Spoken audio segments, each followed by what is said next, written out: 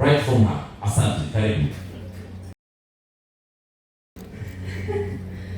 Good morning, everyone. Good morning. I think with journalism as in life, everything comes with you like a powerball. Actually, the program was supposed to speak after the valedictorian, but it is what it is. Habari zenu? Tupungiane mikono hewani, tusalimiane. Congratulations, good people! Congratulations once more. Tupigieni makofi.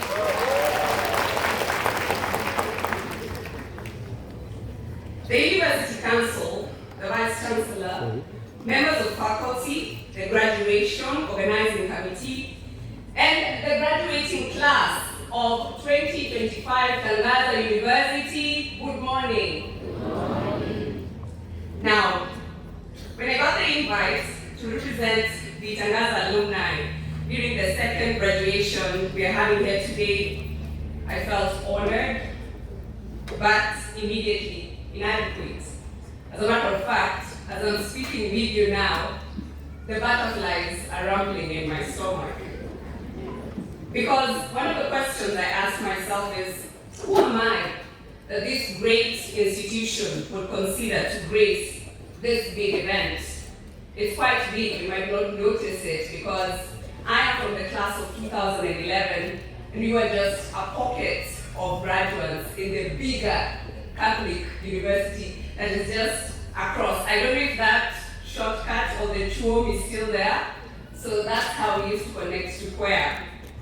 And after contemplating backing out, now we are confessing, and Dr. Kitonga, if you're here, I was actually to send you a regret mail to tell you we got to be here. But I finally resolved to be here. And I'm glad I came, because I'm proud to see this great university grow in leaps and bounds. I stand before you as a testament that dreams do come true.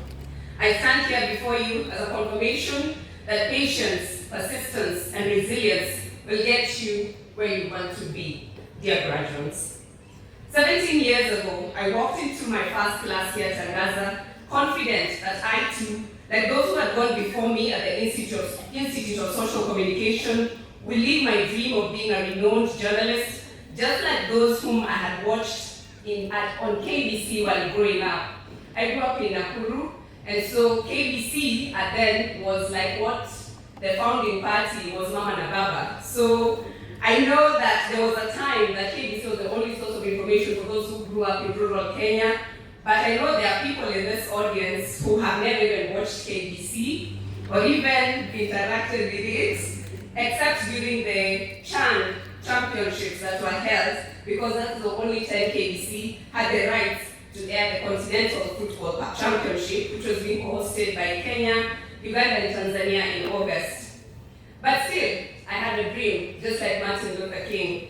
And I shared it with my grandmother one time as we were watching television in the living room. And she just told me, my girl, you have to work hard.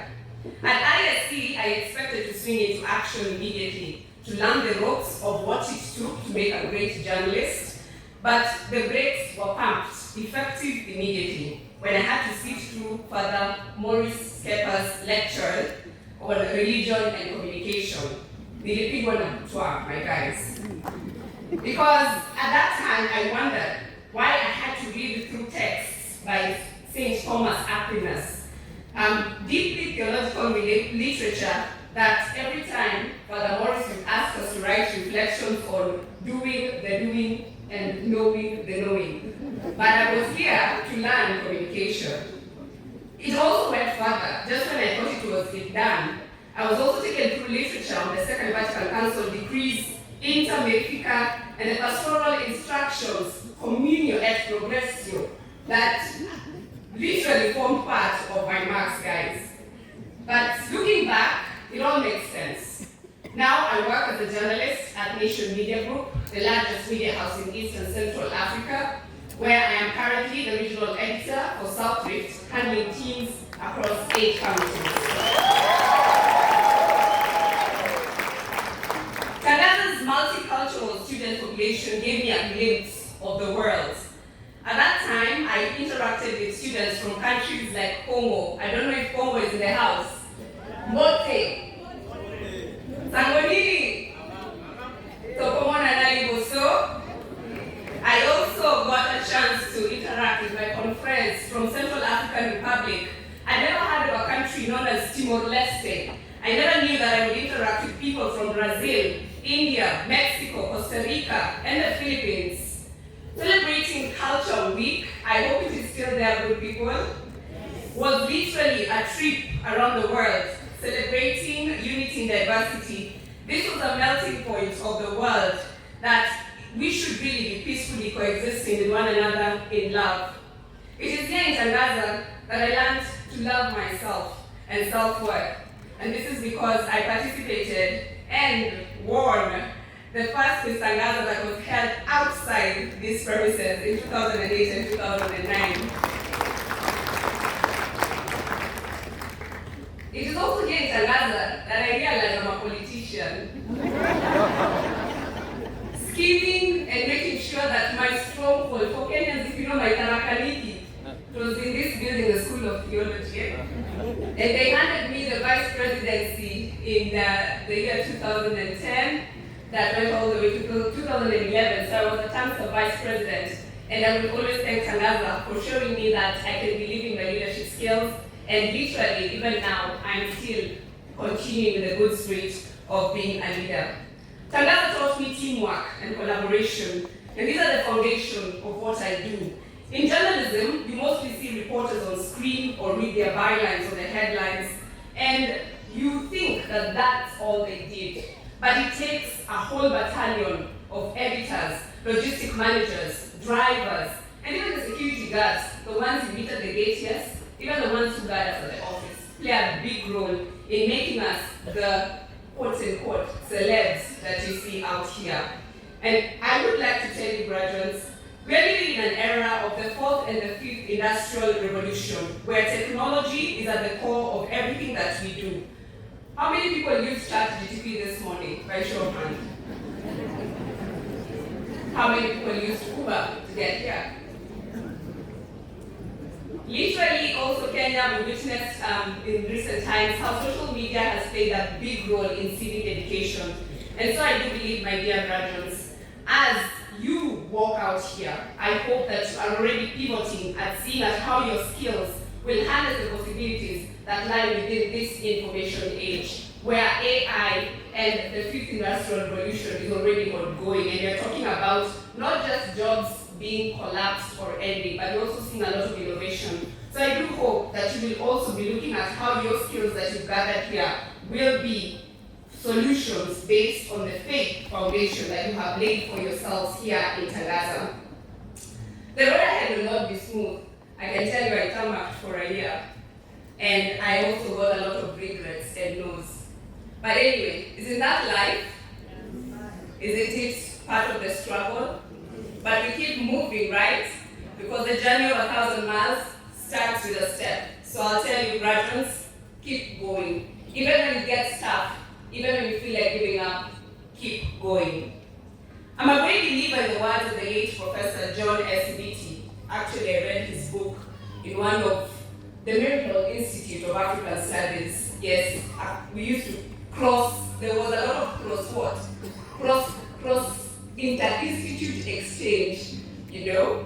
And one of the beauties about his text on traditional African religion, again, I didn't understand why as a communicator I was learning about traditional African religion, but it really helps me now when I report about instances of cults within the rural parts of this country, and we know that even as a country we are struggling with cultism, especially in the coastal region of this country. But J.S. Beatty was very profound when he said, I am because we are. And this is at the heart of our Africanness. And I tend to think it's at the heart of our humanness, again, because we are living in a global and interconnected world. And I stand before you here because I am Mr. Patrick Ngana's daughter. My dad is here today to see me give this speech. And I can say that I will not be standing here if it had not been through the support of my dad, Mr. Patrick Ngana,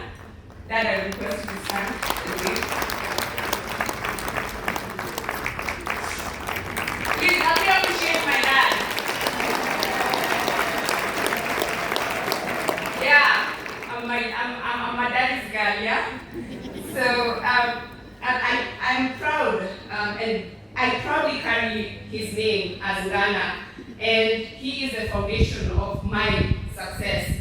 Dad, thank you for being my hero. Thank you for your support and leadership to us as your children. We celebrate you. Finally, dear graduates, I'd like to end with these words from a poem that I love. It has been my guiding path or text whenever I feel lost or even when things get tough. It's by Marianne Williamson. And it says, our deepest fear is not that we are inadequate. Our deepest fear is that we are powerful beyond measure. It is our light, not our darkness, that most frightens us. We ask ourselves, who am I to be brilliant, gorgeous, talented, fabulous? Actually, who are you not to be? You are a child of God. Your playing small does not serve the world. Graduands, are we together? There is nothing enlightened about shrinking so that other people will feel insecure around you. We are all meant to shine as children do. We were born to make manifest the glory of God that is within us. It is not just in some of us, it is in everyone. And as we let our own light shine, we unconsciously give other people permission to do the same.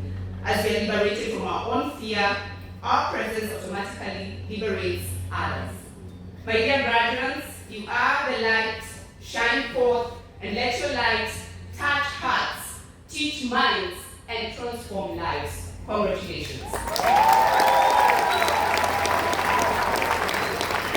Miss Bridget, just come. You cannot release such a powerful statement and you fail to greet these amazing men and women. Kindly have the honor. Let us appreciate Mrs. Bridget. That was powerful. Thank you so much. That was profound. Come on, you can do better. Thank you. All right. Asante sana. Asante. That's it. Thank you so much, Bridget. And above all, the Father. Let us appreciate and honor this man. That was profound to see that a daughter who was here some years back, she's doing wonderful in the world out there, and that she keeps on, raising high the torch of Tangaza University. And that is why she has the roots. I'm talking like that's because she needs to finish tapping into all these men and women, even as she goes down to sit, because she has a great future. Once again, let us appreciate Ms. Bridget Ghana, even as she takes her seat. Asante sana.